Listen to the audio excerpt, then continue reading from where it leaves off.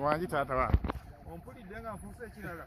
Nkuwulidde Ssuuna. Bagamba 225 mugenda kundaba kimafiya. Ogenda kulumba kimafiya Ssuuna. Property. Togenda mukuba wekka, tugenda mukuba ffenna. Kuba twamutandika. Twagala bubbi. Haji Kamoga weetereeza ono omusajja nga muzibu. Twagala bubbi Kamoga Properties. Ogenda kundaba kimafiya. Haji Kamoga wandyetereezezaamu. Ayagala kukinya bulamu bwo ntuuyozo.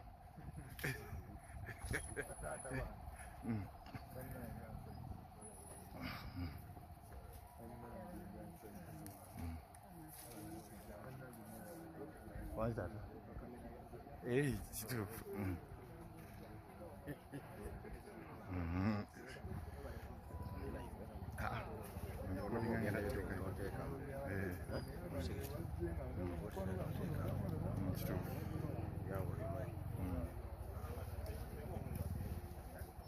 N'omukisa omulungi guzze.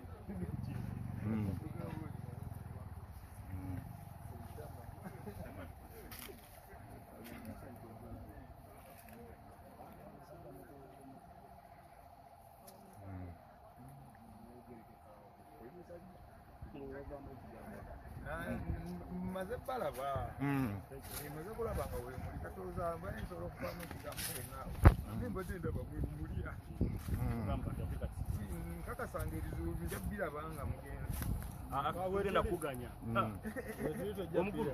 Amatuyinza omuganya. Tugenda kunga bannayuganda tulumba Kamoga. Kamoga va ku Ssuuna Beni tugenda kujja tuwuliramu omusera. Va ku maali ya Ssuuna Beni. Ave ku ntuuyo si maali. Ave ku ntuuyo. Va ku ntuuyo za Ssuuna Beni Kamoga oli musajja mukulu okoze ssente. Va ku Ssuuna Beni tujja. N'enkodera beetonyeranga nti tujja. Tujja kusitula Kamoga Property Consultant. Va ku Ssuuna Beni. Tomanyi gyavudde. Va ku maali ya Ssuuna Beni, va ku bayaaye. Omuyaaye ku kyapa kya Ssuuna Beni Kamoga.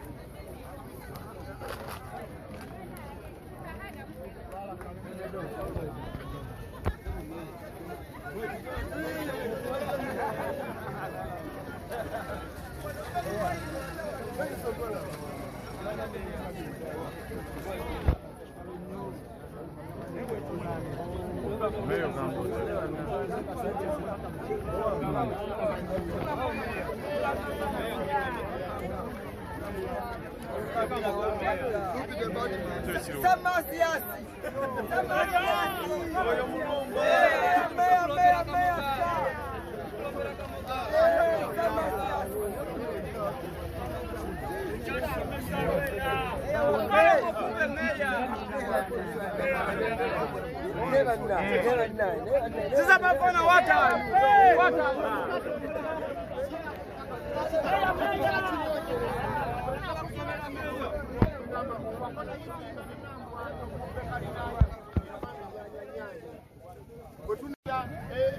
Emisimu n'amayembe n'emisambwa tujja kulopewa Katonda. Kamoga.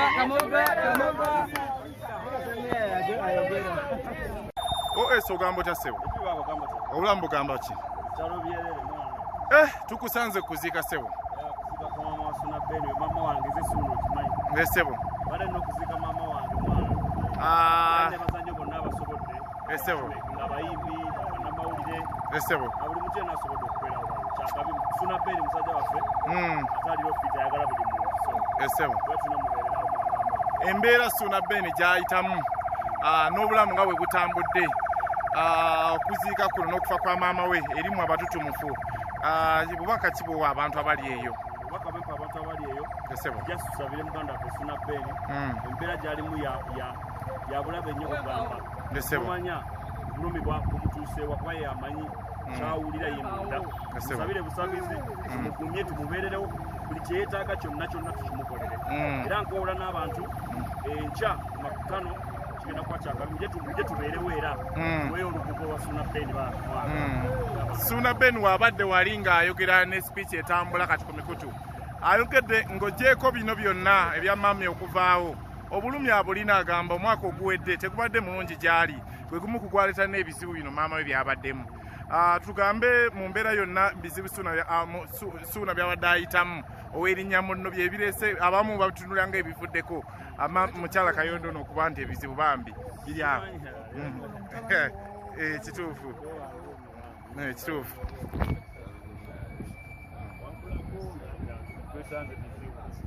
kakati munange esebo bw'abanga ye ayogedde naga nti kikyavako ebizibu ng'akijje mu kamwa ke toyinza kuwakana era mmanyi nti buli kintu kibaako ekikireeta naye nze mmanyi nti abantu ab'emitima emibi mu Uganda bajjudde mwana ebiseera ebisinga ebitwemu bitutukako nga si kwagala kwa Katonda wabula nga mitima mibi gy'abantu basindikiriza sitaani atutuse ku bulumi obwo mwana kuba otunuulira mu butuufu omuntu engeri gy'avuddewo tojjanjabye nako wadde oggula ka panado weebuuza ebibuuzo bingi naye ensi yaffe jasi twebereremu bwebezi Suna Ben weebereremu kasita kino kibadde kinene nnyo neera kikulaga era kozesa nnyo embeera eno eya mukadde waffe kubanga agenze eriiso lyolyo kaabe ng'olyoza otunuulire bakyalibo n'abatali bakyalibo weewale amakubo g'abantu abakyamu wuuno nera muganda we naye asobola ali mu kujja so omulangira Suna mu mbeera eno abawagizi bo nga tuli mu kufiirwa kuno n'embeera etali nnungi abawagizi bo ki ekijja ekirala ekijja ndongo ngenda kutandongo katuve mu kuziika ate abantu tubasanyuse kuba tetugenda kuba mu nnaku jjereere muganda wange tumukwasa ayi Mukama omutuuse mu ddembe eyo omubiri gwe aguzuukize ku lunaku olw'oluvannyuma kitaffe ali mu ggulu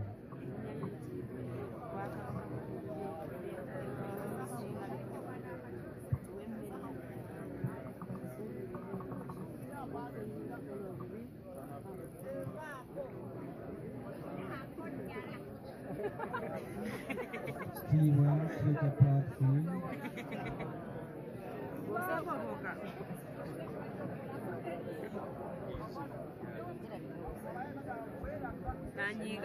ayi Mukama n'ekitulo ekitaggwaawo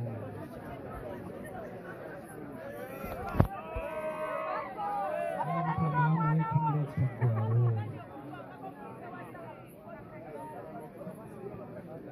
ayi Mukama n'ekitulo ekitaggwaawo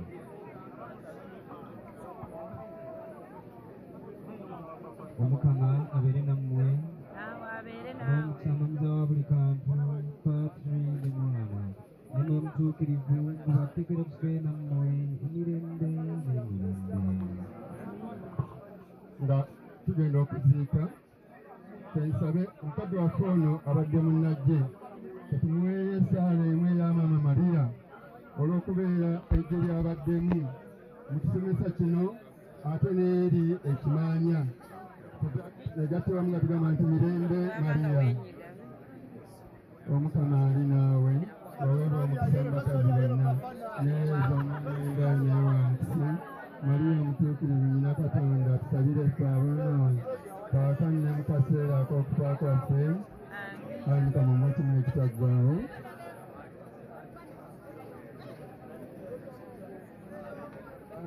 n'erya Mwana n'erya Mwoyo Mutuukirivu tweyanzisa amakulu nnyo abasaseredooti abavudde ekimaanya nsaba mu bampeera engalo tusiimidde ddala Mukama abagumye naddala bamulekwa Omukama abagumye ate era tusigale nga ffenna tuli mu mutima gumu ogw'Omukama ekyo kyaba asazeewo era tutuba nga tutambuliramu mwebale nnyo mwebalire ddala tubasaasidde nnyo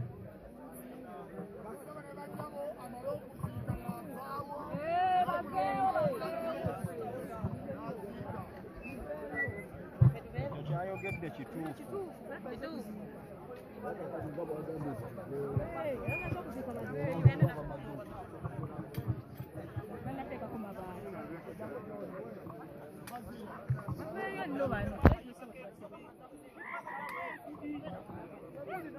Bye.